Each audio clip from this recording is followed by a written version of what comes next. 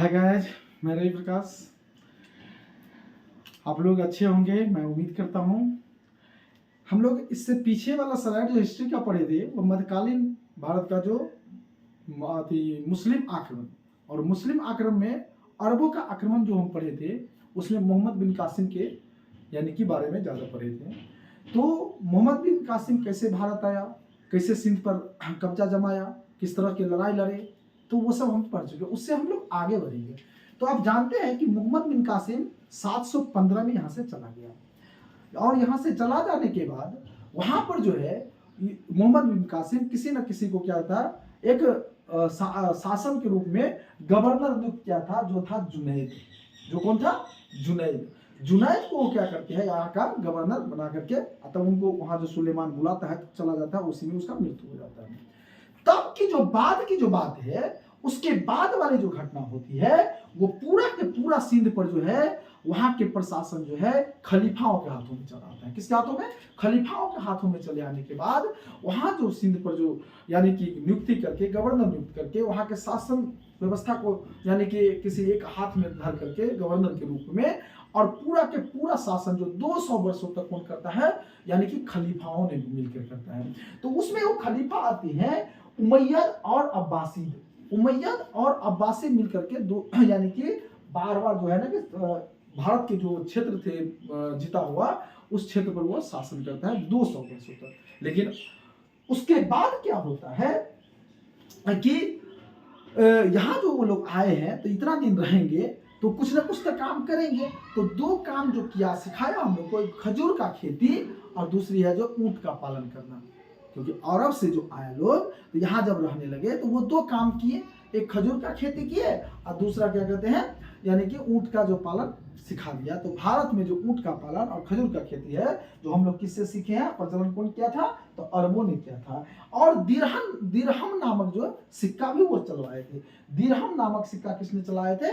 तो अरबों ने चलाए थे। क्या चलाए थे? अरब चलाए थे। लेकिन जब वहां ये लोग रहने लगे तो उससे क्या होता है कि शासन व्यवस्था करने का उन लोग को धीरे धीरे मन बदलने लगा और शासन व्यवस्था आता है। अब इससे हम लोग तो आगे जब बढ़ते हैं तो पूरा एक गजनी साम्राज्य है, जो आज के जो अफगानिस्तान है, अलग देश जो उस समय में भारत में था। ठीक है, तो अफगानिस्तान से आगे था एक गजनी, अफगानिस्तान में ही पड़ता है। तो ये गजनी जो है, गजनी में छोटे छोटे प्रांत हुआ करता था। तो उस प्रांत में जो है ना एक शामसी वंश का राज था। शमसी वंश का राज था गजनी में, और उसका जो राजा थे वो अब्दुल मलिक थे। कौन थे? अब्दुल मलिक। अब्दुल मलिक जो थे वहां के यानी कि राजा थे। तो एक गुलाम जो है ना खरीद के लाया अल्पतगीन को। तो जब अल्पतगीन बच्चे थे तो उसको गुलाम में खरीदता था। तो अल्पतगीन को सैन्य शक्ति को देख करके, यानी कि उसके कार्य क्षमता को देख करके थोड़ा जब बड़ा हुआ तो अल्पतगीन को जो है यानी कि राज्यपाल बना दिया खुरासन का। कौन? अब्दुल मलिक। अब्दुल मलिक जो है इसको अल्पतगीन को यानी कि उसको सैन्य मतलब कौशल देख करके उसको खुरासन एक जगह हुआ होता है, उस खुरासन का उसको राज्यपाल बना देता है। तो अल्पतगीन जो है उसका जन्म जो हुआ रहता है वो 901 में होता है। शासन व्यवस्था है लास्ट में 2 साल करता है, जो स्वतंत्र शासन व्यवस्था होता है। तो अब ये क्या करता है, देखिए 961 में जो है अब्दुल मलिक की क्या होता है, मृत्यु हो जाती है। तो जो उनके इर्द गिर्द में जो मतलब कौशल क्षमता अधिक रखने वाले सैनिक हुआ करता था, उसमें से एक कौन था, यानी कि अल्पतगीन। और लोग थे। तो अंदरूनी लड़ाई लड़ने के कारण क्या होता है कि अल्पतगीन को सत्ता हासिल वहां नहीं होता है। तब उसके बाद वो क्या करता है, वो खैबर दर्रा पार करके सीधे चला आता है गजनी में।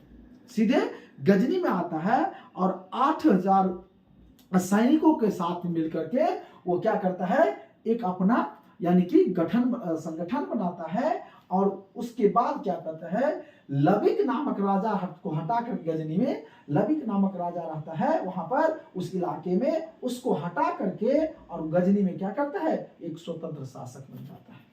यानी वहां जो है जब वो यहाँ क्या कहते हैं, वहां से जो सत्ता नहीं मिलता है तो गजनी से खुरासन से जो राजपाल का मतलब छोड़ करके ये सीधे गजनी में आ जाता है और वहां पर लबिक नामक राजा को हटा करके वो स्वतंत्र राजा बन जाता है और गजनी साम्राज्य का स्थापना करता है। तो इसीलिए कहा जाता है गजनी साम्राज्य के संस्थापक कौन है? अल्पतगीन। गजनी साम्राज्य के संस्थापक कौन है? अल्पतगीन। आप जान गए इसके जन्म कब हुआ, शासनकाल कितना दिन रहा? 2 साल मात्र रहता है। उसके बाद किस दर्रा से जो आए थे? तो खैबर दर्रा पार करते हुए आए थे। अब वो गजनी पहुंचकर गजनी सम्राट का यानी कि 8,000 सैनिकों के साथ वो मिलकर के एक संगठन बनाकर के वहां के राजा जो लबिक रहता है उसको हटा करके वहां स्वतंत्र सम्राट स्थापना करता है, इसीलिए कहता है गजनी सम्राट। अब उसके बाद क्या कहते हैं 900 देखिए आया 963 में इसका क्या होता है? मृत्यु हो जाता है। किनकी? अल्पतगीन की। अल्पतगीन की मृत्यु 963 में हो जाती है और 963 में जो मृत्यु हो जाने के बाद यहाँ का जो है ना अब इसका बेटा रहता है इसाक। इसाक आता है और 63 से 65 वर्ष यानी कि 2 साल शासन करता है। इनका भी क्या होता है? मृत्यु हो जाता है। उसके बाद इसका उत्तराधिकारी आता है बिलगेतगीन। बिलगेतगीन आता है, इस सबका उतना चर्चा इतिहास में परीक्षा व्यू से नहीं है। बिलगेतगीन आता है, ये 65 से 72 6 साल रहता है, ये भी कुछ नहीं करता है। उसका बाद जो आता है इसका सबसे भरोसेमंद आता है प्रीतिगीन और प्रीतिगीन सत्ता को संभालता है और 5 साल में जो है ना ये सत्ता चलाता है यहाँ। उसके बाद जो आता है सुबुतगीन। जो सुबुतगीन जो रहते हैं इनका दामाद रहते हैं। अल्पतगीन का क्या रहते हैं? दामाद रहते हैं, यानी दामाद, इनका गुलाम भी और दामाद भी। अब सुबुतगीन का सबसे ज्यादा चर्चा, अल्पतगीन, प्रीतिगीन और सुबुतगीन सबसे ज्यादा चर्चा पूछा गया है। तो सुबुतगीन जो है ना इसका क्या होता है? यानी अल्पतगीन का दामाद होता है।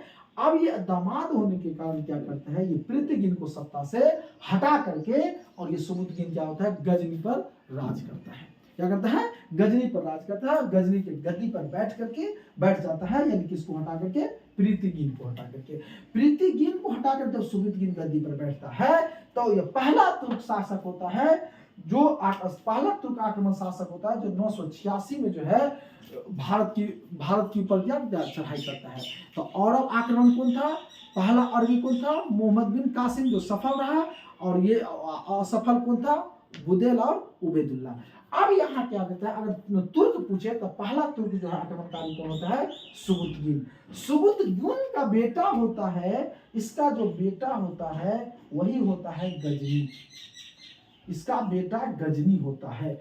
अब ये बेटा गजनी होता है किसे? तो सुबुतगीन जो है यानी बेटा 2 होता है इसके पास, 2 बेटा होता है, एक मोहम्मद गजनी और एक इस्माइल। अब मोहम्मद गजनी का सुबुतगीन कौन है? सुबुतगीन अल्पतगीन का दामाद, अल्पतगीन का दामाद। सुबुतगीन का बेटा कौन हो जाता है? यानी कि मोहम्मद गजनी।